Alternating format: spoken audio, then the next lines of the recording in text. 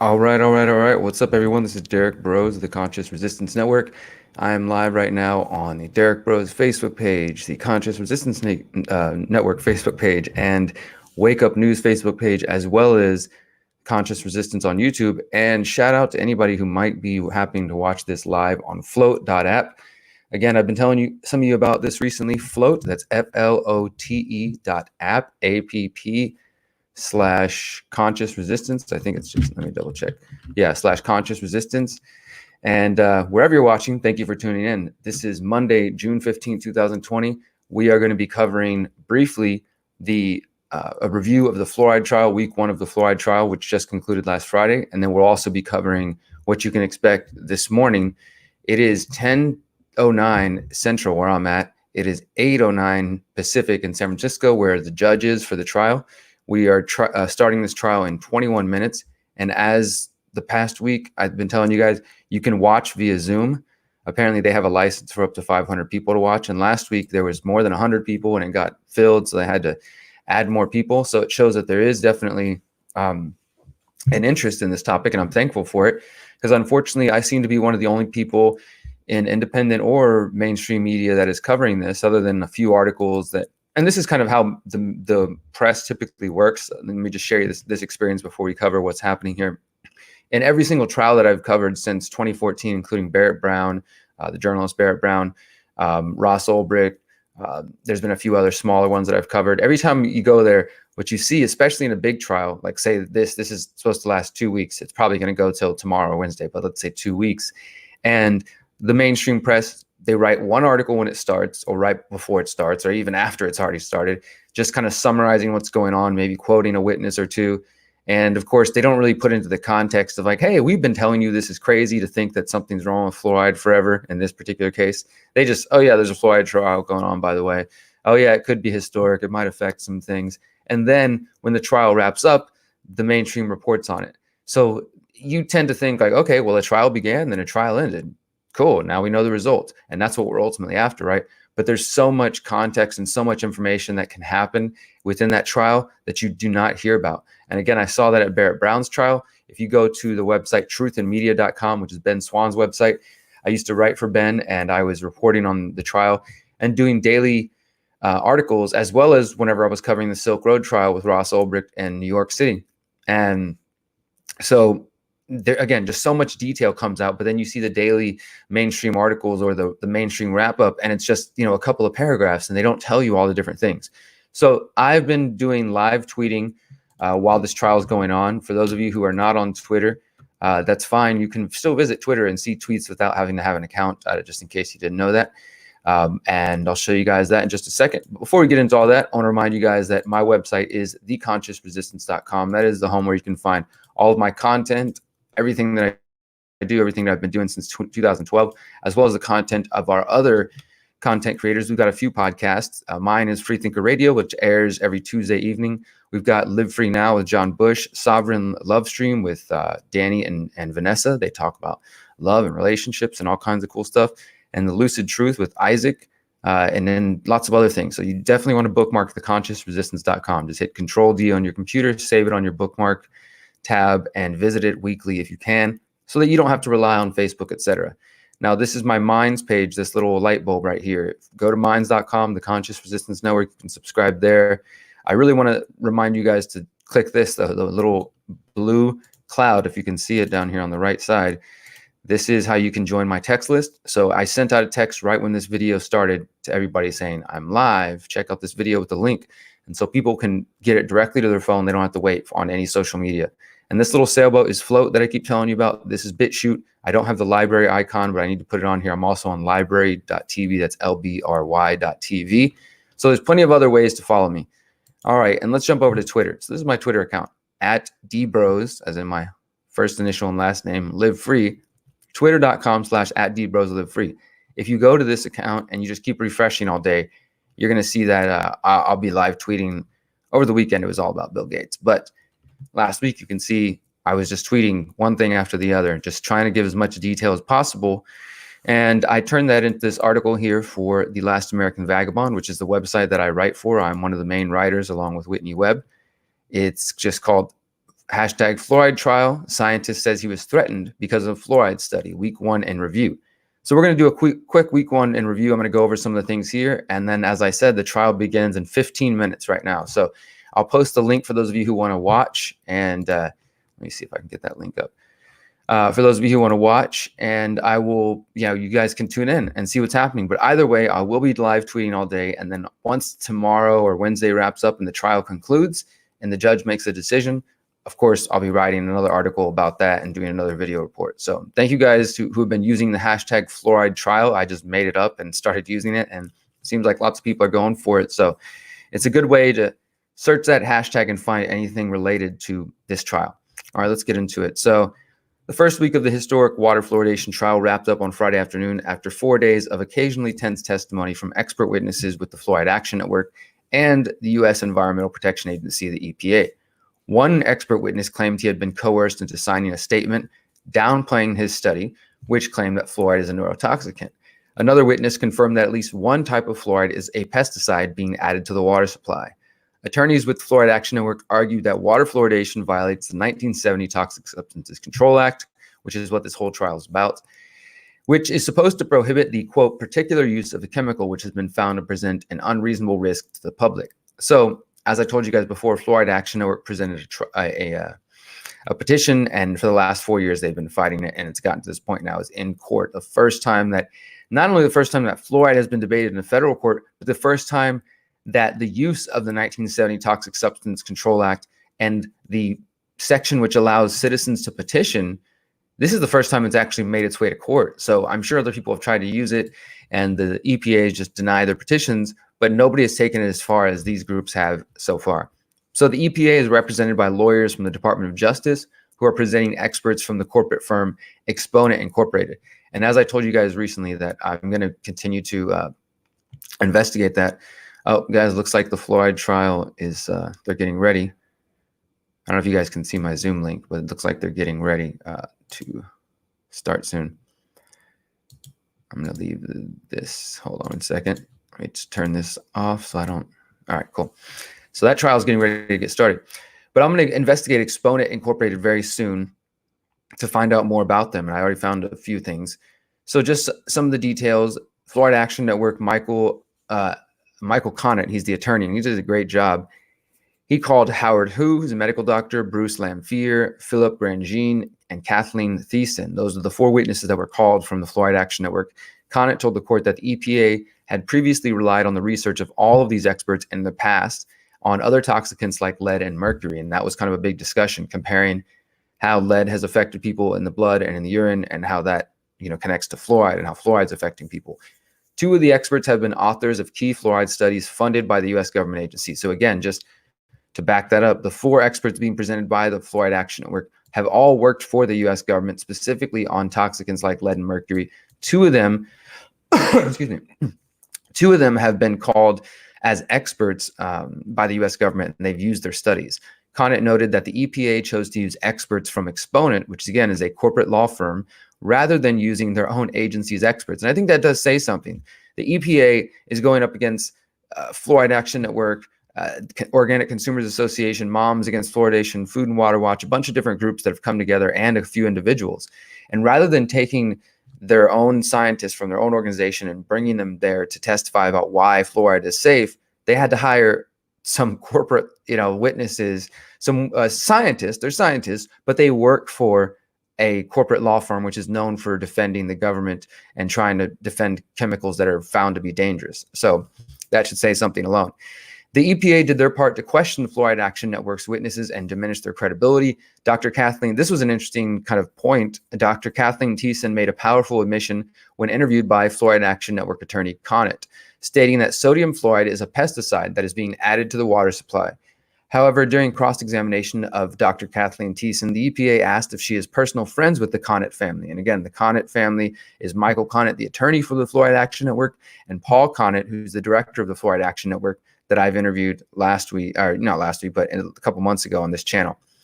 So she said, they asked her, are you friends with the Connett family, including Paul Connett and Michael Connett?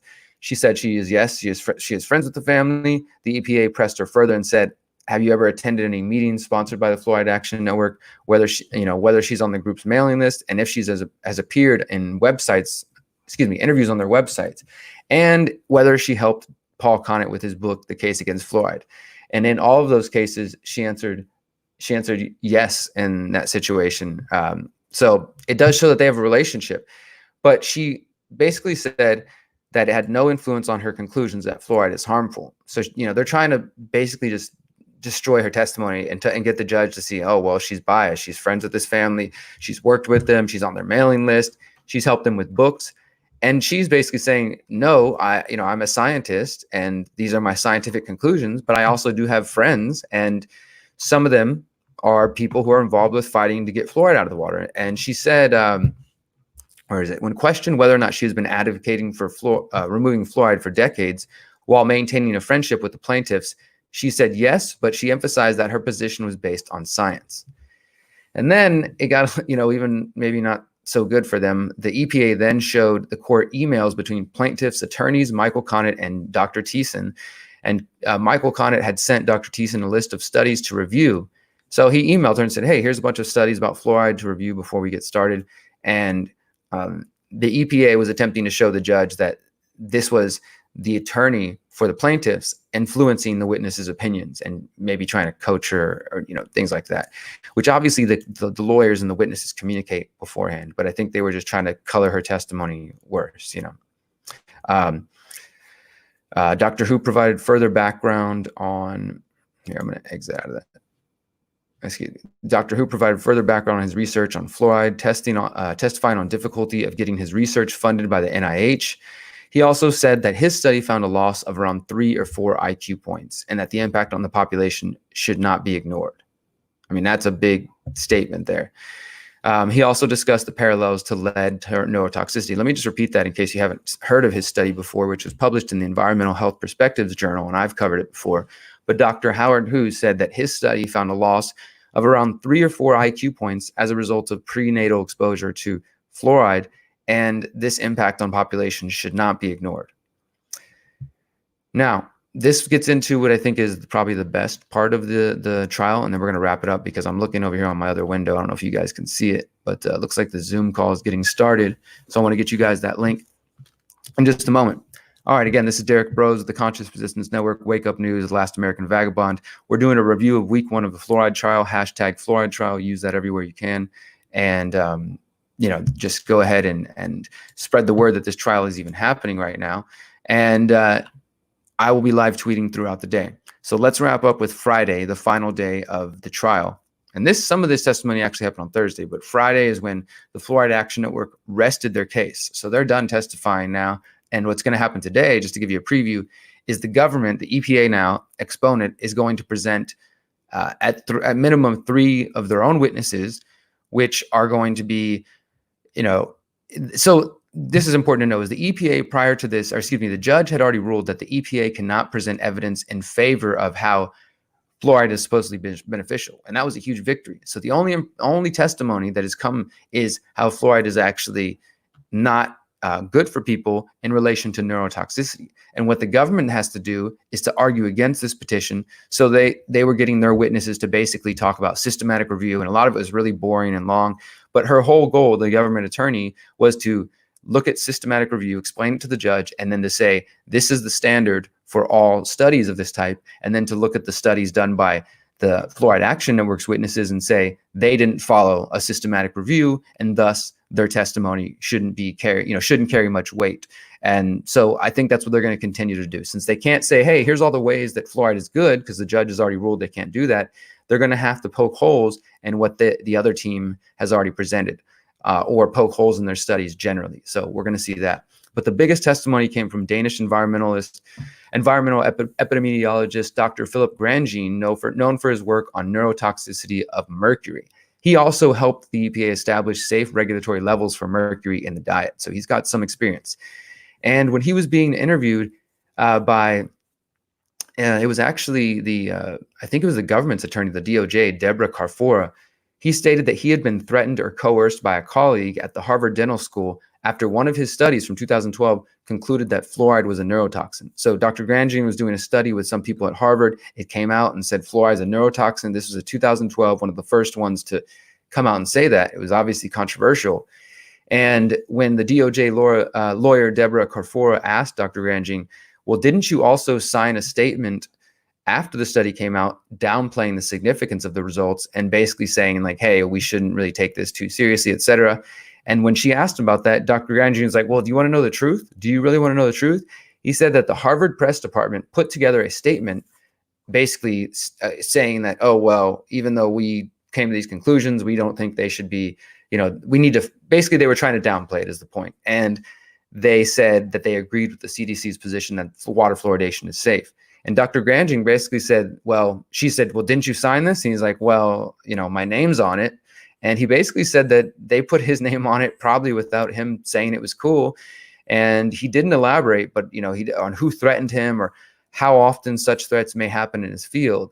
But he did state that the fluoride lobby, those are his words, the fluoride lobby infiltrated a World Health Organization committee that he was on, and they were seeking to exclude any mention of harmful effects of fluoride. So it shows you like not just down to the local level where people fight for fluoride, even though you can send them, and I've done this in Houston, where you send them information about the dangers of fluoride, but all the way up to the World Health Organization, this, world-renowned the scientist, this doctor here, who has done a lot of work on toxicity, says he's in a committee at the World Health Organization, which again is funded by Bill Gates and others, but Bill Gates is the #1 funder besides the US.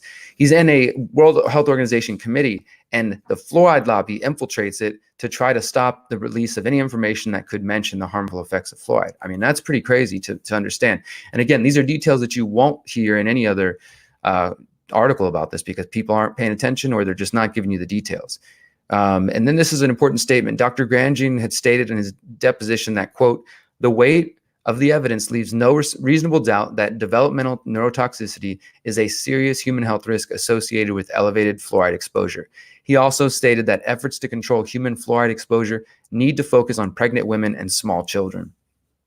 And, there was some other interesting things where he was calling out the government scientist and basically saying she was misrepresenting his work. And, that he's like, I get a little upset about it. I'm sorry to see what has happened to a colleague that works for a product defense firm. And again, they were talking about Exponent Incorporated, and both the EPA's witnesses, Ellen Chang and Joyce Suji, are employed by Exponent Incorporated, which is again, the corporate law firm that basically argues in favor of chemicals.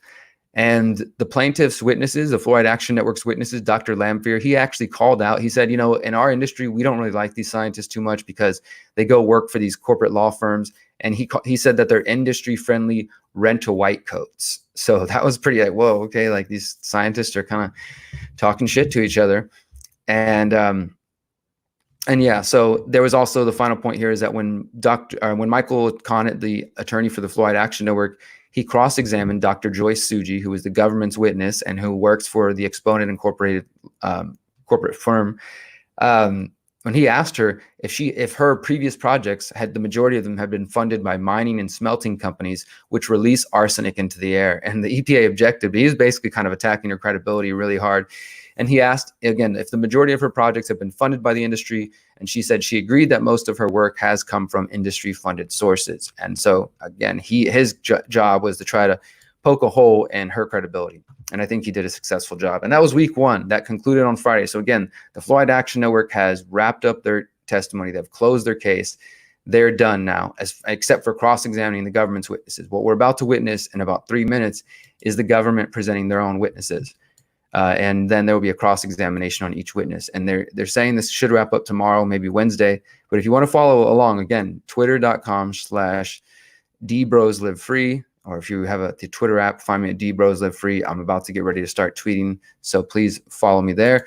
And again, the website is theconsciousresistance.com. If you want to support, you can go to patreon.com/Derrick Broze and continue to help support so I can do reports like this for you guys and get the real information out there. Because like I said, and I'm sure you've noticed, there aren't an abundance of reports on this right now of people talking about water fluoridation or this trial in general.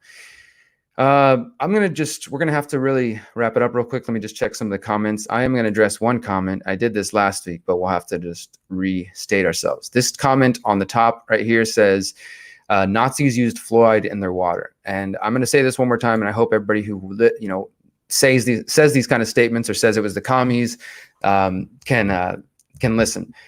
We have no evidence of this. We have no evidence of this. We have no evidence of this. This is a claim that it gets often repeated in conspiracy circles, that the Nazis did this or the communists did this. And that could very well be true.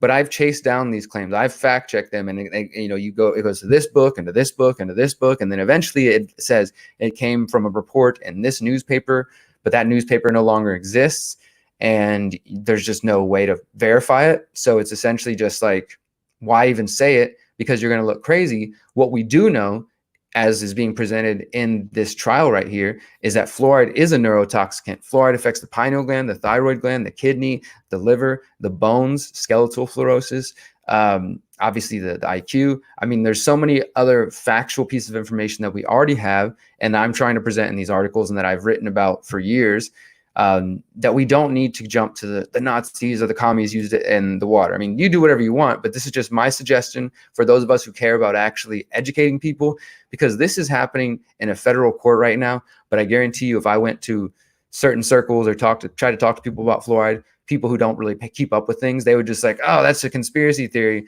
And I can say, hey, there's a judge right now hearing evidence of this in San Francisco. Is it really that much of a conspiracy theory? It's just because people are ignorant.